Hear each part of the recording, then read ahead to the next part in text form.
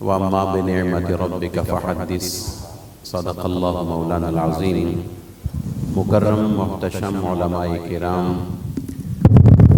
اور آج کی بزم کے ثنا خوان آپ تمام حضرات، یہ ہمارا اس وقت تک مل جل کے رہنا، یہ بھی میں سمجھتا ہوں کہ حضرت قبلہ ابو الخیر پیر طریقت رہبر شریعت خواجہ محمد عبداللہ جان صاحب زاد اللہ عزاً و شرفاً کا بھی ایک فیض ہے۔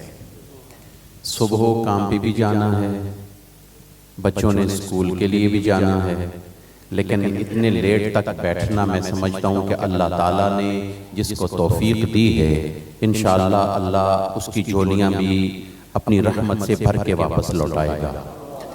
دو چیزیں ذہن میں رکھیں، آج کے اس میلاد شریف کے پروگرام میں جو جناب خلیفہ محمد صادق حمید الخیری صاحب نے الخیر فاؤنڈیشن کے حوالے سے یا الخیر کے حوالے سے آج یا الخیریہ کے حوالے سے، غالباً یہ پہلا پروگرام ہے ہال میں، یہ پہلا پروگرام ہے۔ میں سمجھتا ہوں کہ پہلے پروگرام کے اندر اتنی بڑی کامیابی، یہ بہت بڑا اللہ کا فضل و کرم ہے۔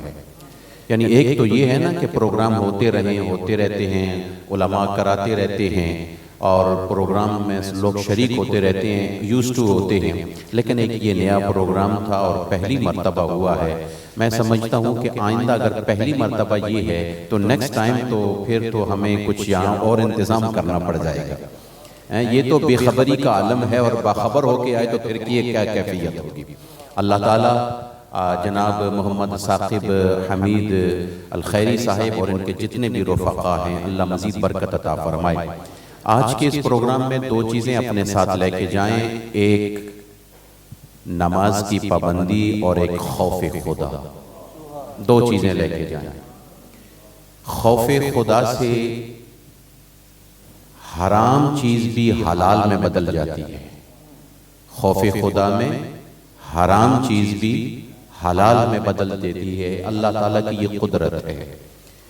اور ابو نعیم ایک روایت بیان کرتے ہیں کہ حضرت عمر رضی اللہ تعالیٰ عنہ کے دور خلافت میں ایک نوجوان شراب کے نشے میں دھت بھی تھا، اور بوتل میں جو اس وقت کا جو کاسا تھا شراب کا وہ بھی ہاتھ میں پکڑے ہوئے آ رہا تھا، تو اچانک آگے سے حضرت عمر رضی اللہ تعالیٰ عنہ آ گئے۔ حضرت عمر رضی اللہ تعالیٰ عنہ کی کیفیت یہ تھی کہ آپ کے ہاتھ میں ہمیشہ وہ جو درہ ہوتا ہے مارنے والا وہ موجود رہتا تھا۔ سوال بعد میں کرتے تھے، درہ پہلے مارتے تھے، سوال بعد میں ہوتا، سارے اس لیے ڈرتے تھے۔ تو جس وقت اس نے حضرت عمر رضی اللہ تعالیٰ عنہ کو دیکھا، دیکھنے کے بعد اس کے تو نشہ مشہ تو اڑ گیا نا، جب خوف آتا ہے تو نشہ خود بخود اڑ جاتا ہے، اور جب جس آدمی کو خوف خدا کا نشہ آیا وہ کبھی نہیں اترتا، یہ بھی خوف خدا کا ایک نشہ ہوتا ہے۔ تو جس وقت اسے حضرت عمر نظر آئے تو ڈنڈا نظر آیا، درہ لہراتے ہوئے نظر آئے، بدن کا خون اور گرمی کیفیات اور سزا ذہن میں آئی، نشہ اتر گیا۔ شراب کی بوتل کو یا وہ اس کاسے کو جس میں وہ شراب پڑی ہوئی تھی اس کو بغل کے اندر دبا کے اس نے خدا کی بارگاہ میں سچے دل سے توبہ کی، اے اللہ اگر آج عمر کی سزا سے بچا دے تو آئندہ میں نہیں کروں گا، توبہ کرتا ہوں۔ بس اتنی سی بات کہی، حضرت عمر قریب آ گئے۔ آپ نے فرمایا کہ کیا کدھر جا رہے ہو؟ جی واپس گھر کو جا رہا ہوں۔ یہ تو نے بغل کے اندر کیا چھپایا ہے؟ ڈر گیا، زبان سے نکلا جی سرکہ ہے، وینیگر ہے۔ کیا اس نے کہا؟ سرکہ، یہ سرکہ ہے۔ اب ہمارا دکھاؤ مجھے۔ اب شراب تو تھی، خود اس نے شراب دی، پیسے دے کے لے کے آیا، پی کے بھی آیا۔ جس وقت اس نے اندر بغل سے نکالی ڈرتے ڈرتے کہ اب تو میں مروں گا، پہلے تو چلو اس انداز میں تھا لیکن اب تو میں مروں گا، شراب کی بوتل باہر نکالی تو حضرت عمر نے چیک کیا تو وہ سرکہ بن چکی تھی۔ یہ ہے خوف خدا۔ اگر سچے دل سے گناہ میں لت پت آدمی بھی سچے دل سے توبہ کر دے تو جس طرح اللہ شراب کو سرکے میں تبدیل کر دیتا ہے، اسی طرح اس کے ناپاک وجود کو اللہ اپنی رحمتوں اور برکتوں میں تبدیل کر دیتا ہے۔ اور اگر اس کی مثال مزید سنی علماء اکرام سے تو حضرت بشر حافی کی مثال سن لیں۔ میں اشارہ کر کے آگے گزر گیا ہوں۔ اور دوسری چیز، نماز کی پابندی کریں۔ نماز آپ کو دنیا کی محبتوں سے چھڑا کر اپنے خدا کے قریب کر دے گی۔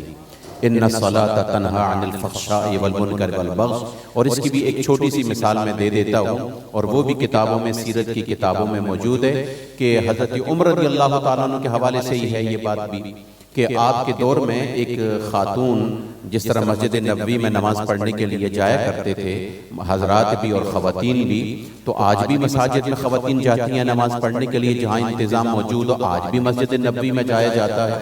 تو اس وقت بھی ایک بہترین ایک جوان خاتون پردہ کیے ہوئے جا رہی تھی، جو پردہ اس وقت کا تھا، چہرہ تو ننگا تھا لیکن جو حجاب کی صورت میں تھی وہ نقاب نہیں تھا، تو وہ جا کے مسجد نبوی میں نماز کی ادائیگی کے لیے جا رہی تھی، تو ایک نوجوان 3 مہینوں سے اس کے پیچھے پیچھے جاتا، جتنی نمازیں وہ پڑھتی وہ اس کے پیچھے جاتا، مسجد نبوی کے دروازے تک چھوڑتا، پھر باہر انتظار کرتا، جلدی سے نماز پڑھ کے باہر نکل آتا اور پھر اس کو واپس گھر تک جاتا۔ ایک مرتبہ اس خاتون نے پیچھے مڑ کر کہا، اے نوجوان تو کیا چاہتا ہے؟ تو کیوں میرے پیچھے پیچھے ہے؟ اس نے کہا، مجھے تجھ سے پیار ہو گیا ہے، مجھے تجھ سے محبت ہو گئی ہے، میں تیرے بغیر نہیں، جب تک میں تجھے دن میں دیکھ نہ لوں میرے دل کو قرار نہیں آتا، تو میرے دل میں بس گئی ہے۔ یہ بات کہی تو اس نے کہا، اچھا اس کا مقصد کیا تو چاہتا ہے، پھر کیا ہوگا؟ اس نے کہا کہ اگر تو میرے ساتھ نکاح کر لے، شادی کر لے تو میری زندگی آسان ہو جائے گی۔ اس نے کہا، اچھا میں تمہارے ساتھ شادی کرنے کے لیے تیار ہوں، نکاح کرنے کے لیے تیار ہوں، ایک شرط ہے، کیا تو وہ پوری کرے گا؟ جی ہاں جی میں پوری کروں گا، کیوں نہیں کروں گا؟ تمہارے لیے، ہمارے نوجوان کہتے ہیں تمہارے لیے تیری آرزو پورنے کے لیے میں آسمان سے چاند ستارے توڑ کے لاؤں گا، اگرچہ چھت تک بھی ہاتھ نہ پہنچے، چاند ستاروں کی توڑنے کی بات ضرور ہوتی ہے۔ تو اس نے کہا میں ضرور پوری کروں گا۔ کہا، اس نے کہا 40 نمازیں حضرت عمر کے پیچھے تکبیر اولیٰ کے ساتھ ادا کر۔ کتنی نمازیں؟ نبی علیہ السلام فرماتے ہیں جو شخص 40 دن تسبیح کا ورد کرے یا تحلیل کا ورد کرے، لا الہ الا اللہ کا کرے یا کوئی بھی اسماء الحسنہ میں سے جو اس کو شیخ نے بتایا ہے، 40 دنوں کے بعد اس کی زبان سے اللہ کی نور کے انوار کے تجلیات نکلتے ہیں۔ یہ 40 دن کا جو چلہ ہوتا ہے، چلے کرتے ہیں ہم لوگ، تو 40 دن کی 40 نمازیں حضرت عمر کے پیچھے باجماعت ادا کر، پھر اس کے بعد مجھ سے ملاقات کرنا۔ اس کے دورانیے میں شرط یہ ہے نہ تو مجھے دیکھے نہ میں تجھے دیکھے۔ اس نے کہا ان سے کون سی بات ہے؟ ٹھیک ہے، اگر 40 نمازوں کی مار ایک ہفتہ ہی تو ہے، 8 پنجے 40، ایک ہی ہفتہ تو ہے، تو ایک ہفتے کے اندر کیا بات ہے؟ کچھ بات نہیں، ایک ہفتے کے بعد اگر یہ خاتون مجھے مل جاتی ہے تو میرا تو کام بن جائے گا، پوری زندگی ہے میرے۔ ایک ہفتہ اس نے 5 وقت کی باجماعت نماز وضو گھر میں کر کے سیدنا عمر رضی اللہ تعالیٰ عنہ کے پاس چلا جاتا اور وہاں پہلی صف میں نماز پڑھتا، اور اس دل کی آرزو کے ساتھ کہ اے اللہ میری نماز قبول کر لے اور وہ خاتون مجھے مل جائے۔ چند نمازیں پڑھنے کے بعد ذوق بڑھتا گیا، امام حضرت عمر ہو اور مقتدی یہ بندہ ہو، پھر کیفیات کہاں پہ جاتی ہے؟ اور جس وقت کچھ نمازیں گزری اللہ کی رحمت آئی، اس نے اس کے گناہوں کو دل کے اندر جو یعنی ایک سیاہ پن تھا گناہ کا، اس کو دھونا شروع کیا، دھوتے ایک مرتبہ جب آخری نمازوں میں پہنچا تو اللہ کے نور کی ایک جھلک اس نے دیکھ لی۔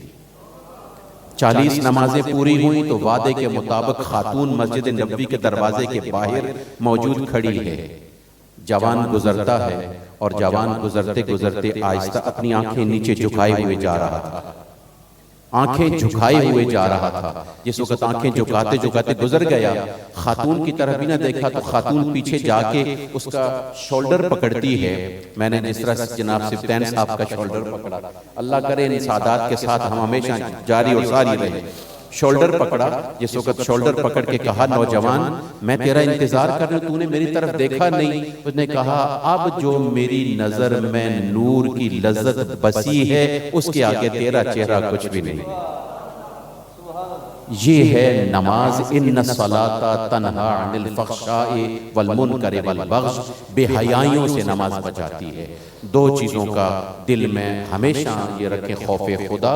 خوف خدا سے اللہ گناہ مٹا دیتا ہے اور نماز کی پابندی. لیکن ایسے امام کے پیچھے پڑھیں کہ جس امام کا دل خود بھی تو مدینے میں پہنچا ہوا ہو، جس کی سوچ بھی تو مدینہ میں پہنچی ہوئی ہو، جس کی کیفیات بھی تو حضرت علی کی قدم چوم رہی ہوں، سیدنا حضور کے صحابہ اکرام تک پہنچی ہوئی ہوں، سیدنا ابو بکر صدیق رضی اللہ تعالیٰ عنہ کے دروازے کے سامنے ہاتھ اٹھا کر کہہ رہا ہو کہ یا رسول اللہ. حضرت ابو بکر کے صدیق اور حضور اکرم صلی اللہ علیہ وآلہ وبارک وسلم جس وقت کہ حضرت ابو بکر صدیق رضی اللہ تعالیٰ عنہ کو قبر میں اتارا جا رہا تھا تو سیدنا علی رضی اللہ تعالیٰ عنہ ہی خود فرماتے ہیں کہ میں نے ایک دم چیخ ماری. پوچھا کیوں؟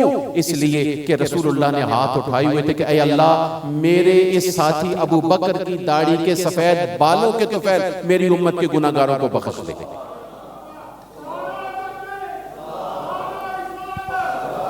میری مائیں، میری بیٹیاں، بہنیں، دوست، احباب، بزرگ، آج کے میلاد کا میں یہی پیغام دیتا ہوں کہ اس دونوں چیزوں کی پابندی کرو، پھر تم دیکھو گے کہ تم نعت رسول میں کیا مقام ملتا ہے. کئی لوگوں کو دیدار ملے گا. ضروری بات نہیں کہ پڑھنے والا کیسا ہو، چھوڑو پڑھنے والے کی کیفیت کو چھوڑو، سننے والا کس نیت سے سنتا ہے. سننے والا کس نیت سے سنتا ہے. جس نیت سے سنے گا، کئی کو بیٹھے بیٹھے اسی مجلس میں غوث پاک رضی اللہ تعالیٰ عنہ کی مجلس میں دیدار نصیب ہو گیا اور وہ خواب میں دیدار کر رہے ہیں، غوث پاک کھلی آنکھوں سے دیدار کر رہے ہیں. اللہ تعالیٰ تمام دوستوں کو خیر و برکت نصیب فرمائے. میں جناب ثاقب صاحب کا شکریہ ادا کرتا ہوں. اللہ تعالیٰ آپ کو برکات نصیب فرمائے. جتنے بھی حاضرین شرکاء ہیں اللہ سبحانہ و تعالیٰ اس موئے مبارک کی برکات اور نسبت کے طفیل سب کی حاجات کو پورا فرمائے. جزاکم اللہ خیر و احسن الجزا.